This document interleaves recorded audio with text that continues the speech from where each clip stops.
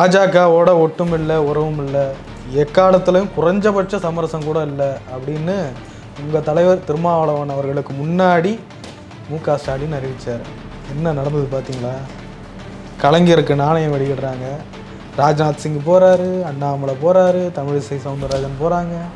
என்ன சார் இது? தேர்தலில் தோல்வியவே தழுவாத ஒரே தலைவர் இந்தியாவிலே அவருங்க. எழுச்சி தமிழரை அவரை பற்றி சொல்லும்போது என்ன சொல்லுவார்னா, அரசியல் இருக்கிற அனைவருமே இவரை மையமாக வைத்துத்தான் அரசியல் நடத்துவார்கள். அவர் இந்த பூமியில் பிறந்த 100 ஆண்டு ஆகிவிட்டது. அதனால் ஒரு நாணயத்தை அரசாங்கம் வெளியிடுகிறது. திராவிட முன்னேற்ற கழகம் வெளியிடவில்லை. எவ்வளோ கேவலமாக கழிச்சிங்க பாஜகவை. யாரு? சங்கிகள். அந்த அறிவு இல்லை. அது அரசியல் என்பது வேறு. வந்த ராஜ்நாத் சிங் சங்கி இல்லையா? எப்படி வந்த ராஜ்நாத் சிங் சங்கி இல்லையா? அவர் சங்கியாக கூட இருக்கலாம். அண்ணாமலை சங்கி இல்லையா? அண்ணாமலை சங்கிதான். தமிழ் சங்கிதான். அவர் யாரு கேளுங்க. இப்ப நான் மறுத்தனா இல்லைன்னு சொன்ன, சங்கி இல்லைன்னு சொன்னா யாருடைய பாராட்ட நீங்க விரும்புறீங்க அப்படின்றதும் இருக்குல்ல. பாஜகவோட பாராட்டம் உங்களுக்கு வேணுமா? வெளியிட்டது அரசாங்கம். அந்த உறவு உங்களுக்கு வேணுமா? கட்சி மீட்டிங் கூப்பிட்டாரு. உறவு கேட்குற கட்சி மீட்டிங் அது சார். நீங்களே வெளியிட்டு போங்க சார். கட்சி மீட்டிங்கா? ஏதோ போற போக்கில் கூட்டணி வைக்கிறானா கூட்டணி அவர் தான் வைக்கிறதுன்னு சொல்லிட்டாருலங்க. செல்வி ஜெயலலிதா அம்மையாருக்கு இன்னமும் வெளியிடாமல் இருக்கிறார் ஒரு வார்த்தை கேட்கறது தப்பு இல்லை. ஆனா கேள்வி மட்டும் இந்த கேள்வி கேட்கிறாங்க. நாங்கள் செல்வி ஜெயலலிதாவுக்கும் வெளியிடுவதற்கான முயற்சி எடுப்போம். அந்த காலகட்டத்தில் நீங்க சொன்னவங்க யாரெல்லாம் கூப்பிடணுமோ அப்பெல்லாம் கூப்பிடுவோம். தலைவரும் அடிபணிந்துட்டார்ல. எப்படி? விடுதலை சிறுத்தைகள் அடிபணிந்ததாக வரலாறே இல்லை. குறைந்தபட்ச சமரசம் கூட பாஜகவோட செய்ய மாட்டோம்னு உங்க தலைவருடைய பிறந்தநாளுடைய மேடையில் தானே அறிவிச்சார் மு.க. ஸ்டாலின். இது குறைஞ்சபட்ச சமரசம் தானே. இது குறையாத சமரசம். சும்மா இருங்க போற போக ஒரு எதுக்கு அந்த உறவு உங்களுக்கு? எப்படி? எதுக்கு அந்த உறவு உங்களுக்கு? அது உறவு அல்ல, அது ஒரு அரசியல் நகர்வு. ஏன் சாதாரண ஆளுங்க. கலைஞரை பற்றி படிச்சிருக்கீங்களா நீங்க? என்ன ஒரு திருக்குறளுக்கு குறள் ஓவியம் எழுதியவருங்க. உங்க தலைவர் கூட அப்பப்போ முதலமைச்சரை சீண்டிட்டு இருக்காரு போல. எப்படி? ஒரு தலித் முதலமைச்சர் ஆக முடியுமா அப்படின்னு கேள்வி எழுப்புறாரு. அது யதார்த்தமானது. தேவையா இந்த நேரத்தில்? யதார்த்தமானது. தேவையா? தேவை என்ன? தேவை இல்லாத என்ன இருக்கு? யதார்த்தத்தை உண்மையை உலகத்திற்கு உரைக்கின்ற ஒரே தலைவர் எழுச்சி தமிழகத்தில் இருக்கிறார். 8 தலித் முதல்வர்கள் இதுவரையில் இந்தியாவில் உருவாகி இருக்கிறார். தெரியுமா உங்களுக்கு? 2031 விடுதலை சிறுத்தைகளின் தலைவர் எழுச்சி தமிழர் பாரத பிரதமர் ஆகுகிறார், இல்லை தமிழக முதல்வர் ஆகிறார். எழுதி வச்சுக்கோங்க. தமிழக முதல்வர் ஆகிறார் எங்கள் தலைவர். அன்புமணி ராமதாஸ் கேட்குறாரு, தலித் மக்கள் எங்களை ஆதரித்தால் ஒரு தலித்தை நாங்கள் முதலமைச்சர். முதல்ல அவர் எம்பியாக சொல்லுங்கள். 2031 எழுச்சி தமிழர் தமிழக முதல்வர். எழுதி வச்சுக்கோங்க வெள்ளை பேப்பரில். Big bang Tamil BBT. MGR TV நேயர்களுக்கு அன்பு வணக்கம். நம்மோடு விடுதலை சிறுத்தைகள் கட்சியின் மாநில இளைஞரணி செயலாளர் திரு சங்கத்தமிழன் இணைந்திருக்கிறார். வாருங்கள் அவரோடு பேசலாம். சார் வணக்கம். வணக்கம். பாஜகவோட ஒட்டும் இல்லை உறவும் இல்லை, எக்காலத்திலையும் குறைஞ்சபட்ச சமரசம் கூட இல்லை அப்படின்னு உங்கள் தலைவர் திருமாவளவன் அவர்களுக்கு முன்னாடி மு.க. ஸ்டாலின் அறிவித்தார். என்ன நடந்தது பார்த்தீங்களா? கலைஞருக்கு நாணயம் வெளியிடுறாங்க, ராஜ்நாத் சிங் போகிறாரு, அண்ணாமலை போகிறாரு, தமிழிசை சவுந்தரராஜன் போகிறாங்க. என்ன சார் இது? என்னது என்ன சிறப்பு? இதுக்கு பெரிய சிறப்புன்னு பேர். அதாவது டாக்டர் கலைஞர் மு. கருணாநிதி அவர்கள் முன்னாள் நம்ம தமிழகத்துடைய முதல்வர், ஏறக்குறைய 4 முறைக்கு மேலே முதல்வராக இருந்தவர். பல முறை வெற்றி பெற்றிருக்கிறார். தேர்தலில் தோல்வியவே தழுவாத ஒரே தலைவர் இந்தியாவிலே அவருங்க. அதிக முறை அவர் முதல்வராக இருந்தவர். அவர் சொல்லுவாங்க, தலைவரே சொல்லுவார், எழுச்சி தமிழரே அவரை பற்றி சொல்லும்போது என்ன சொல்லுவார்னா, அதாவது அரசியலின் மைய விசை, மைய நோக்கு விசை அப்படின்னு சொல்லுவார். நல்லது நடந்தாலும் சரி, கெட்டது நடந்தாலும் சரி, அரசியல்வாதிகள் ஆளுங்கட்சியாக இருந்தாலும் சரி, எதிர்கட்சியாக இருந்தாலும் சரி, அரசியல் இருக்கிற அனைவருமே இவரை மையமாக வைத்துத்தான் அரசியல் நடத்துவார்கள். சப்போஸ் ஒருத்தர் முதல்வராக இருந்தாலும் கூட முதல்வர் ஒன்றும் இங்கே அரசியல் பண்ணுவதில்லை. டாக்டர் கலைஞர் மு. கருணாநிதியுடைய கருத்துக்களை வைத்துத்தான் அரசியலை செய்வார் அப்படின்ற மாதிரி ஒரு வரலாறு. தமிழகத்திற்கு மட்டுமல்ல, இந்தியாவிற்கே அவர் ஒரு வழிகாட்டியாக இருந்தார். இந்தியாவிலேயே பாரத பிரதமர்களை தீர்மானிக்கிற ஒரு சக்தியாக இருந்தார். இன்னமும் இந்தி எதிர்ப்பில் தெளிவாக இருந்தார். திராவிட கோட்பாடுகளை உள்வாங்கி களமாடினார். தமிழ் வெல்லும் அப்படின்னு சொல்லி கருத்துக்களை தொடர்ந்து பரப்பி வந்தார். அவர் ஒரு மாபெரும், ஒரு இந்தியாவிலேயே ஒரு மாபெரும் தலைவர். அவருடைய 100 ஆண்டுகள் அவர் இந்த பூமியில் பிறந்த 100 ஆகிவிட்டது. அதனால் ஒரு நாணயத்தை வந்து அரசாங்கம் வெளியிடுகிறது. திராவிட முன்னேற்றக் கழகம் வெளியிடவில்லை. வெளியிடுவது தமிழக அரசாங்கமும் அல்ல, இந்திய அரசாங்கம்தான் நாணயங்களை வெளியிட முடியும். நெறியாளர் அவர்களை தெரிந்து கொள்ளுங்கள். அந்த நாணயம் வெளியிடும் பொழுது சும்மா நம்மளே ஒரு 10 பேரை கூட்டியாந்து வச்சு வெளியிடுவதை விட ஒன்றிய அரசாங்கத்தில் ஆட்சி அதிகாரத்தில் இருப்பவர்கள் வந்து வெளியிடுவதுதான் முதல்வருக்கான சிறப்பு. முன்னாள் முதல்வருக்கு எவ்வளவு கேவலமா கழிச்சிங்க பாஜகவை. யாரு சங்கிகள் அந்த அறிவு இல்ல. அது அரசியல் என்பது வேறு சார். இப்ப மட்டும் என்ன, ஆனால் ஒரு தலைவனுக்கு சிறப்பு செய்வதற்காக அதற்காகத்தான் அவர் வந்தாலே ஒழிய கூட்டணிக்காக வரல. இல்ல சார், கட்சி கூட்டணிக்காக வரல. அதனால தெரிஞ்சுக்கிறீங்க. வந்த ராஜ்நாத் சிங் சங்கி இல்லையா? எப்படி வந்த ராஜ்நாத் சிங் சங்கி இல்லையா? அவர் சங்கியாக கூட இருக்கலாம். அண்ணாமலை சங்கி இல்லையா? அண்ணாமலை சங்கிதான். தமிழ் சங்கிதான். அவர் யாரு கேளுங்க. நான் மறுத்தனா இல்லைன்னு சொன்ன, சங்கி இல்லைன்னு சொன்னா. ராஜ்நாத் சிங்கையும் கேளுங்க, யார் கேட்கல. எம்ஜிஆர், அவரும் சங்கிதான். எம்ஜிஆருக்கு இதே மாதிரி 100 ஒரு நாணயம் வெளியிட்டாங்க. எடப்பாடி பழனிசாமியே வெளியிட்டார். யாரையுமே கூப்பிடல. மத்திய அரசுலேருந்து யாருமே வரல. தமிழக முதல்வர் தளபதி ஸ்டாலின் இன்று காலை ஒரு அறிக்கை வெளியிட்டிருக்கிறார், ஒரு மேடையில் பேசியிருக்கிறார். அதை கருத்தே மையமாக வைத்து நான் உங்களுக்கு சொல்லுகிறேன். என்னம்மா அவர் சொன்னார், அந்த காலகட்டத்தில் நம்மளோட பாரத முன்னாள் முதல்வர் புரட்சி தலைவர் எம்ஜி ராமச்சந்திரனுக்கு வெளியிடும் பொழுது இவங்க வந்து யாரையுமே கூப்பிடலை என்பதை விட இவங்க கூப்பிட்டு கூட யாரும் வரலை, மதிக்கலையா, இவரை ஒரு பொருட்டாவே மதிக்கலையா, அதனால வரல என்று நான் சொல்லலைங்க. நமது தளபதி ஸ்டாலின் அவர்கள் சொல்லுகிறார். காயின நிதி அமைச்சகம் கொடுத்துருச்சு. நீங்க பாட்டியே வெளியிட்டு போறதுல உங்களுக்கு என்ன பிரச்சனை? மத்தியிலிருந்து ஒரு பாஜகவை சார்ந்த ஒருத்தர் வந்து வெளியிட்டாதான் உங்களுக்கு மனசு குளிர்தா? உங்கள் பார்வையில் அவர் கூட்டணி இல்லது, நேரடி கூட்டணி தான் இது. எப்படி நேரடி கூட்டணி தான் இது?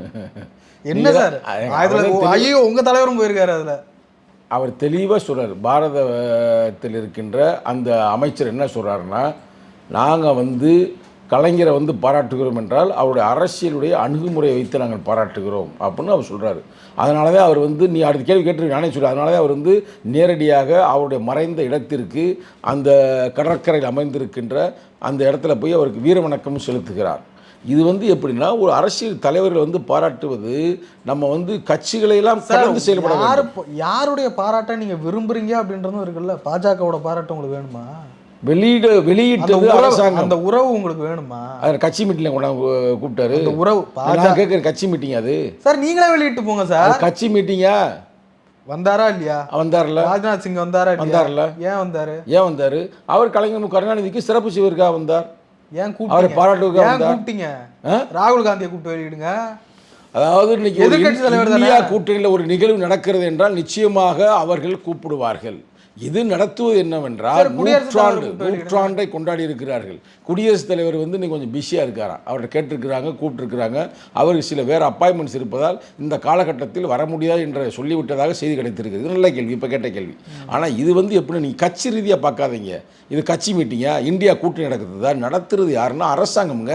அரசாங்கம் வெளியிடுறான். அண்ணாமலை அரசாங்கத்தில் இருக்காரு. அண்ணாமலை வந்து அவங்க கட்சியுடைய பொறுப்பாளர் வருகிறார். அப்ப கட்சி தலைவர் வருகிறார். கட்சி சார்ந்த வராங்க, கட்சி சார்ந்த உறுப்பினர்கள் வராங்க. கட்சி மீட்டிங். அந்த மீட்டிங்ல வந்து விடுதலை சிறுத்தைகள் கலந்து கொண்டது, கம்யூனிஸ்ட் கலந்து கொண்டது, காங்கிரஸ் கலந்து கொண்டது. அதற்கு உங்கள் கருத்து என்ன கருத்து? மொத்தம் எல்லா கட்சிக்காரர்களும் இணைந்து சிறப்பாக நடத்தப்பட்ட ஒரு நிகழ்வு. நீங்க அப்படிதான் பார்க்கணுமே தவிர ஏதோ போற போக்குல வந்து கூட்டணி வைக்கிறானா கூட்டணி அவர் தான் வைக்கிறதுன்னு சொல்லிட்டாருலங்க. நீங்க அதை அறிக்கை பாத்தீங்கன்னா பார்க்கலையா? அவர் பேச்சு பாத்தீங்கன்னா பார்க்கலையா?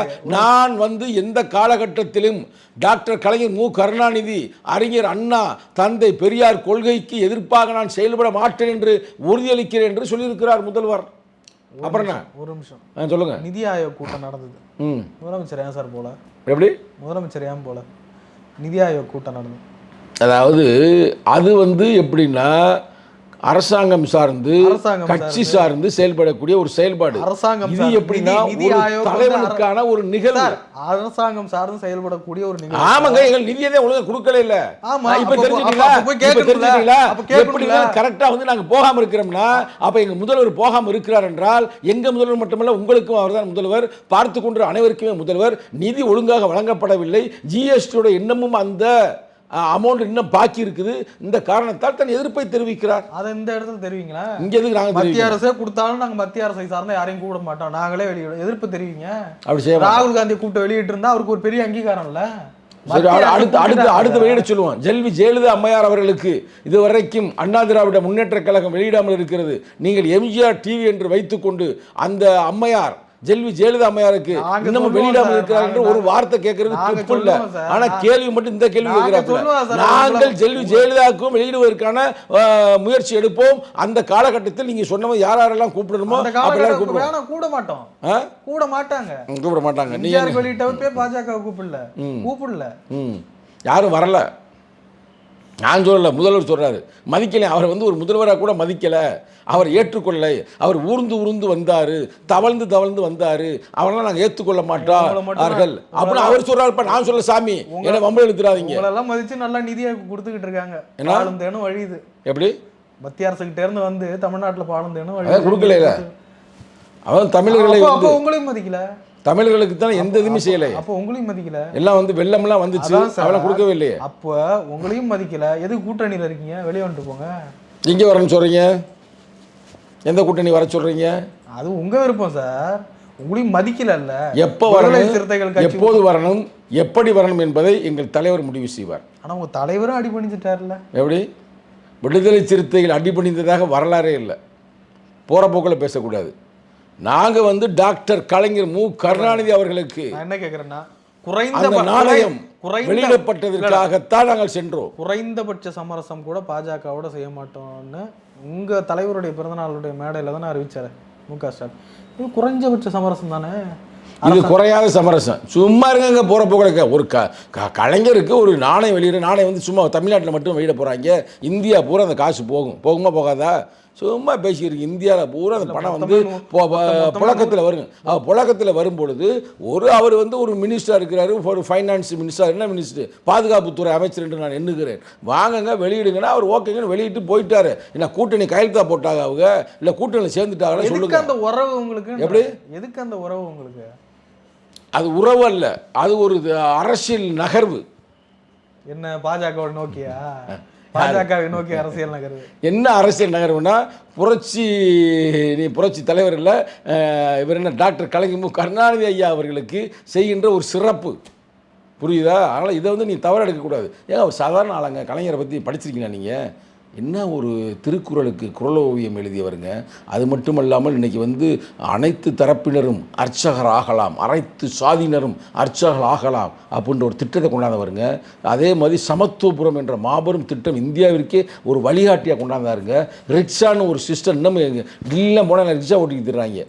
மனிதனை வச்சு ஓட்டிட்டு தர்றது, கை ரிச்சா ஓட்டுறது எல்லாத்தையும் தடை பண்ணவருங்க. இது மாதிரி பெண்களுக்கு சம உரிமை சொத்தில் வழங்கியவருங்க. இப்படி பல விஷயங்களை செஞ்சு இன்றைக்கி தமிழ்நாட்டில் மட்டுமில்லை இந்தியாவுக்கே ஒரு வழிகாட்டியாக இருக்கிற ஒரு மாபெரும் தலைவனுக்கு ஒரு சிறப்பு செய்கிறார் என்றால் நீங்கள் பாராட்டுங்கள். அதை விட்டு கூட்டணி வச்சுட்டாங்க. ஆனால் எந்த காலத்திலும் அவர் வைக்க மாட்டார் என்று நாங்கள் நம்புகிறோம். யார் வைக்கிறார்களோ வைக்கவில்லையோ, விடுதலை சிறுத்தைகள் எந்த காலத்திலும் பிஜேபி பாமகவோடு கூட்டணி இல்லை என்று அறிவித்திருக்கிறோம். அதனால் அதை பற்றி நீ கவலைப்படவே தேவையில்லை. எங்கள் தலைவர் சொன்னார்ல, பாமகவிலிருந்து வன்னியர் தோழர்களை மீட்டெடுக்க வேண்டும், இந்துக்களை பிஜேபியிலிருந்து மீட்டெடுக்க வேண்டும்னாரு. அந்த வேலையை செஞ்சுக்கிட்டு இருக்கு. ஒருவேளை இந்த ராஜ்நாத் சிங்கை கூட மீட்டு எடுத்துருவோம் அங்கேருந்து. அப்படி எடுத்துக்கிறீங்க. ஆனால் நீ தவறு எடுக்காதீங்க. பிஜேபியில் இருக்கிற யாரெல்லாம் இந்துக்கள் என்ற வெறியனாக இருக்கிறார்களோ அவர்களெல்லாம் நாங்கள் மாற்றி அமைத்து கொண்டு இருக்கிறோம்.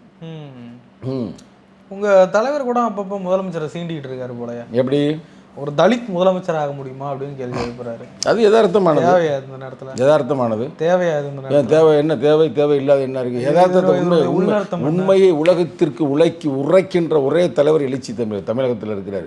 அது உண்மை சொல்லியிருக்கிறாரு. அது மாதிரி அவர் சொன்ன கருத்தை நீங்கள் புரிஞ்சுக்கிறீங்க. இப்போ மாயாவதி ஆகலையா? 1க்கு 3 முறை ஆகியிருக்கிறார்கள். 1960 சஞ்சயா என்பவர் அங்கே வந்து முதல்வராக இருக்கிறார். வரலாறு தெரியுமா தெரியாதா? பீகாரில் மட்டும் 3 முறை முதல்வராக இருக்கிறார்கள். அதே மாதிரி மத்திய பிரதேசத்தில் ஆகியிருக்கிறார்கள், மகாராஷ்டிராவில் ஆகியிருக்கிறார்கள். 8 தலித் முதல்வர்கள் இதுவரையில் இந்தியாவில் உருவாகியிருக்கிறார்கள். தெரியுமா உங்களுக்கு?